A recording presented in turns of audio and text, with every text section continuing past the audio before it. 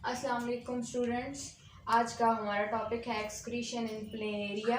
जैसे कि हम एक्सक्रीशन पहले पढ़ चुके हैं in plants, in different animals. तो अब हम देखेंगे कि जो प्लेनेरिया है, इनवर्टिब्रेट है ये, इसके अंदर एक्सक्रीशन किस तरह से होती है। क्योंकि ये एक सिंपल ऑर्गेनिज्म है, फ्लैट वर्म इसे कहते हैं, और ये फाइलम प्लेटीहेलमिन्थस से है। इसके अंदर किस टाइप का एक्सक्रीटरी सिस्टम होता है, तो वह है ट्यूब्यूलर सिस्टम है। ट्यूब्यूलर टाइप एक्सक्रीटरी सिस्टम है, यानी कि in the form of tubes है। यानी कि कोई इतना जो है कॉम्प्लेक्स टाइप का एक्सक्रीटरी सिस्टम इसके अंदर नहीं है जैसा कि ह्यूमंस के अंदर है। तो उस तरह से नहीं है, क्योंकि ये इनवर्टिब्रेट है। तो इसके अंदर एक्सक्रीशन किस तरह से होती है, जिस तरह से ये ट्यूब आपको नज़र आ रही है। तो इस ट्यूब के अंदर स्पेशल टाइप के सेल्स होते हैं, जिसके ज़रिए जो है इसकी एक्सक्रीटरी प्रोडक्ट्स जो हैं वो बॉडी से एक्सक्रीट किए जाते हैं। फॉर एग्जांपल, अगर ये एक प्लेनेरिया की डायग्राम है तो इसमें आप देख सकते हैं कि इसके ये आई स्पॉट्स हैं, बिल्कुल क्लियर आईज नहीं है, बस स्पॉट्स हैं सिर्फ। और जो है एक नेटवर्क है जिसको प्रोटोनेफ्रीडियल नेटवर्क कहते हैं। प्रोटो का मतलब है अर्ली और नेफ्रीडियल का मतलब है यानी कि नेफ्रॉन से पहले जो है ये स्ट्रक्चर था। यानी कि जब एवोल्यूशन हुई, एवोल्यूशन से पहले नेफ्रॉन का स्ट्रक्चर बनने से पहले जो है इसको प्रोटो नेफ्रॉन का नाम दिया गया। यानी कि जो है वो बिल्कुल ट्रू नेफ्रॉन नहीं है, प्रोटोनेफ्रीडियल नेटवर्क है। ठीक है, अब हम देख लेते हैं कि इसके अंदर ट्यूब के अंदर सेल्स हैं। जो है एक सेल को अगर मैंने इसको निकाल कर दिखाया हुआ है, एक सेल को इसके अंदर से यहाँ से जो है एक सेल को अगर यहाँ से निकाल कर अगर आप देखें तो इस सेल को कहते हैं फ्लेम सेल। ठीक है, फ्लेम इसको कैसे कहते हैं, क्योंकि इसके ऊपर जो है ना सीलिया प्रेजेंट है, और जैसे सीलिया यूँ बीट करते हैं तो बिल्कुल इस तरह से लगता है जैसे एक फ्लेम है। जैसे मोमबत्ती को अगर आप देखें तो उसका शोला जो है वो बार बार जो है वो एक फ्लिकरिंग सी दिखाई देती है, तो इसीलिए इसको फ्लिकरिंग जो है इसको हम फ्लिकरिंग ऑफ फ्लेम कहते हैं। और ये इस सेल का क्या नाम है, फ्लेम सेल। इसके ऊपर टफ्ट ऑफ सीलिया प्रेजेंट होते हैं। जब यहाँ पर जो है इसका इंटरस्टिशियल फ्लूइड है, और इस फ्लूइड के अंदर जो है इसका एक्सक्रीटरी जो प्रोडक्ट है वो मिक्स है, नाइट्रोजिनस वेस्ट जो है इसका। तो इस सेल के अंदर जब जो है वेस्ट आ जाता है, ये एक सेल है, ठीक है, यहाँ से इस सेल के अंदर आएगा, तो ये देख लें यहाँ पर, तो क्या होगा, इस सेल के अंदर से सीलिया जो है वो बीट करेंगे। इस सेल का अपना एक न्यूक्लियस है, साइटोप्लाज्म है, ठीक है।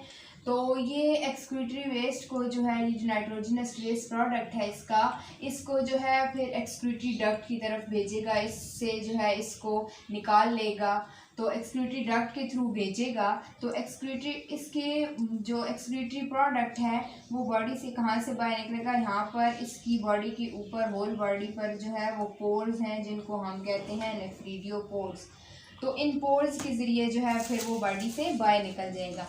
क्योंकि इसको जो है वो वाटर में ज़्यादा है, ठीक है, इसको ज़्यादा वाटर वाले इन्वायरमेंट में ये रहता है, तो इसका एक्सक्रीटरी प्रोडक्ट जो है वो किस नेचर का होगा, जाहिर है जो है इसका एक्सक्रीटरी प्रोडक्ट अमोनिया होगा। ठीक है, जो अमोनिया है इसको एक्सक्रीट करने के लिए बहुत ज़्यादा वाटर जो है वो रिक्वायर है, क्योंकि ये इसको ऑलरेडी जो है वो एक्सेस वाटर अवेलेबल है, तो ये अमोनिया को एक्सक्रीट करेगा। अमोनिया की एक ये प्रॉपर्टी है कि जब ये बॉडी से बाहर निकलता है तो ये बहुत सारा पानी भी अपने साथ लेकर निकलता है। तो ये ऑर्गेनिजम्स के लिए, प्लेनेरिया के लिए एक एडवांटेज भी है कि इसका एक्सेस वाटर भी रिमूव हो जाएगा। इस तरह का इसका एक्सक्रीटरी प्रोडक्ट है। अच्छा, 1 ग्राम अमोनिया को जो है बॉडी से एक्सक्रीट करने के लिए 500 मिलीलीटर ऑफ वाटर चाहिए। तो इस तरह से प्लेनेरिया की बॉडी से एक्सेस वाटर भी रिमूव हो जाएगा, और नाइट्रोजनस जो वेस्ट है इसका in the form of ammonia वो भी निकल जाएगा।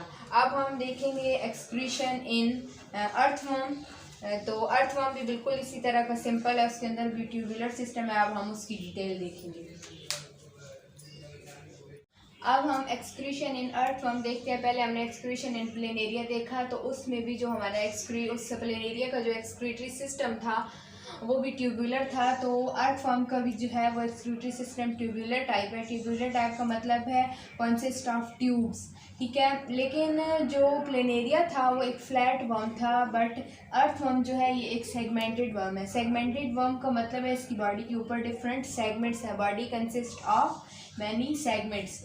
तो इसका जो है, इसको एक फ़ायदा ये भी है कि अगर इसकी बॉडी का एक पार्ट डैमेज हो जाता है, फॉर एग्जांपल यहाँ से इसकी बॉडी जो है वो डैमेज हो जाती है, तो ये जो बाकी के रिमेनिंग पार्ट्स हैं ये अपने जो सिस्टम्स हैं या अपनी जो इनकी जो सर्वाइवल है वो ये सर्वाइव रेस्ट कर सकते हैं इस जो है पार्ट के बगैर भी। तो एक सेगमेंटेड वर्म या सेगमेंटेड बॉडी का जो है ये एक एडवांटेज है। अब हम इसके एक सेगमेंट को जो है देख लेते हैं। तो इसके एक सेगमेंट को अगर हम देखें तो ये जो है एक इसकी बॉडी का एक सेगमेंट हो गया, ये सेकंड सेगमेंट और ये थर्ड सेगमेंट। मैं 3 सेगमेंट्स को जो है वो ड्रा करके आपको इसका एक्सक्रीटरी सिस्टम जो है वो आपको बताती हूँ। तो सबसे पहले हम देख लेते हैं कि इसके अंदर जो है क्या एडवांसमेंट आई है। तो पहले जो हमने प्लेनेरिया देखा तो वो फ्रेश वाटर के अंदर रह रहा था, तो उसका एक्सक्रीटरी प्रोडक्ट क्या था, अमोनिया। बट जो है ये एक मॉइस्ट इन्वायरमेंट के अंदर अर्थवर्म्स रहते हैं, तो इनकी जो एक्सक्रीटरी प्रोडक्ट है उसके अंदर जो ये एक्सक्रीट करेंगे तो उसके अंदर वाटर की जो क्वांटिटी है वो कम होगी। इनकी बॉडी के अंदर वाटर जो है वो रीअब्जॉर्ब होता रहेगा क्योंकि ये लेस वाटर इन्वायरमेंट में रह रहे हैं। तो इनका जो एक सेगमेंट है उसका नेफ्रोस्टोम पहले वाले सेगमेंट के अंदर है, ठीक है। ये नेफ्रोस्टोम है और यहाँ पर इसकी बॉडी का सिलोमिक फ्लूइड पड़ा हुआ है जिसके अंदर इसका वेस्ट प्रोडक्ट है। तो ये क्या करेगा, यहाँ से जो है ट्यूब्स में जाएगा, ठीक है। इसका जो सिलोमिक फ्लूइड है इस ट्यूब के अंदर, ठीक है, सिलोमिक फ्लूइड है। तो इसके अंदर एक और एडवांसमेंट ये आई है कि उसके अंदर हमने देखा था कि प्रोटोनेफ्रीडियम था, लेकिन इसके अंदर जो है वो मेटानेफ्रीडियम है, यानी कि साथ साथ एवोल्यूशन हो रही है।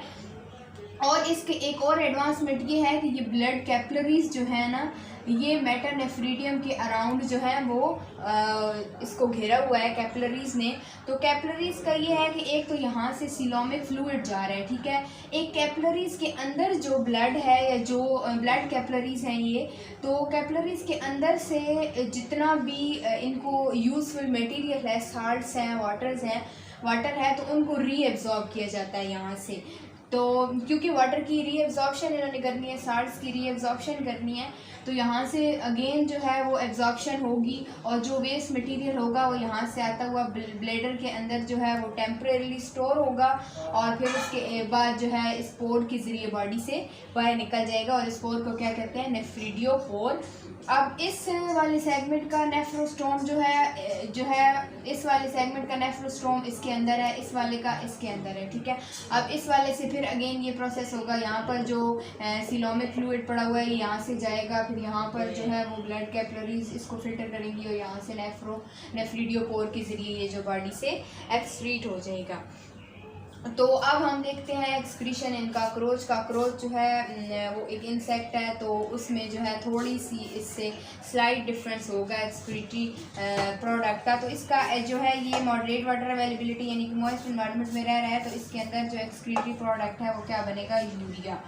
तो उसके अंदर क्या बन रहा था, अमोनिया, और यूरिया को बॉडी से एक्सक्रीट करने के लिए लेस वाटर चाहिए as compare to the ammonia. Ammonia को जो है वो बॉडी के अंदर से जो है एलिमिनेट करने के लिए ज़्यादा वाटर जो है वो चाहिए। अब हम देखते हैं एक्सक्रीटरी सिस्टम ऑफ काकरोच।